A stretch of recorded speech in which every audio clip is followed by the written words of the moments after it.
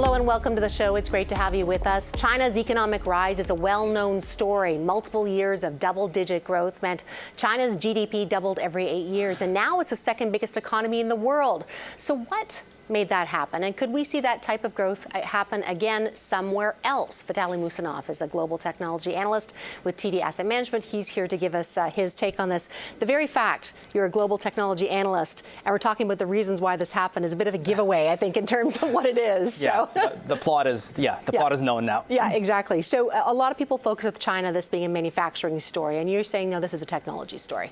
Yeah, I mean, there's no doubt China's been a huge manufacturing success story, but that's not what makes China unique. China, before China even, you had Korea, Taiwan, Japan. They've all had this massive manufacturing boom, and arguably more successful in China, given they've got more value-added manufacturing. But it's really, for us, China, about the technology boom that we've seen that's made it special. What I mean specifically is, look around the world, everyone everywhere is relying on the U.S. technology giants, right? The services they provide, the Googles, the Facebooks, except for China. So. They've also created their own system. That's part of the reason why. I'm going to bring up, you brought a chart with us. We've got this is called the Chinese Tech Titans. And this just shows the size of these companies. But again, to your point, they didn't have to use U.S. technology. They built their own stuff. That's right, and that's very unique. Look, it's a simple chart, but we often talk about China and manufacturing and GDP growth, and I said, forget all that. Let's talk in terms of tech. It's the 2020s now. It's all about tech. Look at China's two leading tech giants, Alibaba and Tencent. This is very simple. The small bar, the one you can barely see, is simply their revenues from 2009. How much money were they making back in 2009? It was next to nothing. Now, 10 years later, they're making thousands% more than they made in the past. It's staggering. They've captured all the value of the Chinese economy. Which, and to your point, like so much of what they have is, again, these seem to be self-contained systems where there's no need for someone to leave that ecosystem to buy anywhere else. No, absolutely not. They've taken and they've created all the services, all the products, everything that a Chinese citizen and consumer needs right in-house within their borders. Okay, so here's the question then. A lot of people saying that cannot be replicated again because, part of what happens with China is you have that centralized decision-making, which makes it more authoritarian, but simpler to get things done. But you don't agree with that? Well, no. To some extent, in some countries, that is true. But if you really look at the confluence of factors that has made this, call it revolution, possible in China, on the one hand, you've got technological factors. And really, again, it's no secret. It's internet, right? It's everyone being connected, and it's mobile phones. All of us carrying a supercomputer around that's connected to that aforementioned internet. So, it's not just China. That's not unique to China. Everybody has that. Indonesia has that. India has that. Malaysia has that. Everyone's got a smartphone now that's online.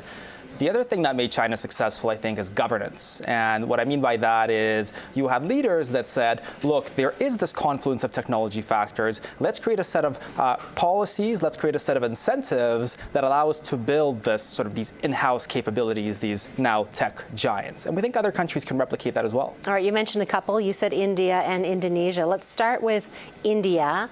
Why is this interesting? What are they doing now that might be exciting for people to see when they've seen it happen before? Well, India's always been interesting because it's just about the same population as China, 1.4 billion people, and so massive potential. But what India's really done is taken digitization seriously.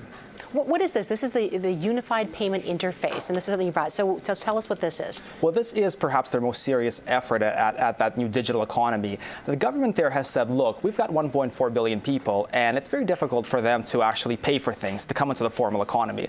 Why don't we create, the central bank and the Indian government, a form of payment that somebody can use from their cell phone to transfer money to their friends or family, or pay for things in store, business or services. Take your phone, scan a little barcode, and the money's transmitted instantly and without any fees on top of it. And so what you just saw is the exponential growth of that system from 0 a few years ago to 100 million today to 500 million in a few years according to their forecasts and just skyrocketing away. And again, you think that is this like a building block for that same ecosystem that builds the Tencents and the Alibabas and those types of things? Absolutely. And so, 10 years ago, India started actually giving everybody a digital ID. Now they're going on to digital payments, right? And when you actually have an ID to enter the formal economy, you can pay for things next. Then that opens up all sorts of things like e-commerce. Right. The unbanked and getting them in there. Absolutely. What about Indonesia? You brought a chart with this one as well, too. And if we can bring this one, I believe this one is looking at e-commerce. Tell me why this one catches your eye. Well, this is what happens, another example of when the government takes time to invest in physical and digital infrastructure.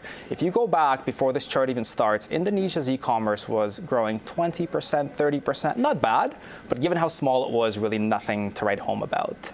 Today, that's accelerated to 70, 80, 100% growth. You've got domestic champions, much smaller than the Alibabas, but nonetheless homegrown domestic champions that are making it easy to pay, making it easy to deliver, and that digital economy in Indonesia via e-commerce is just taking off.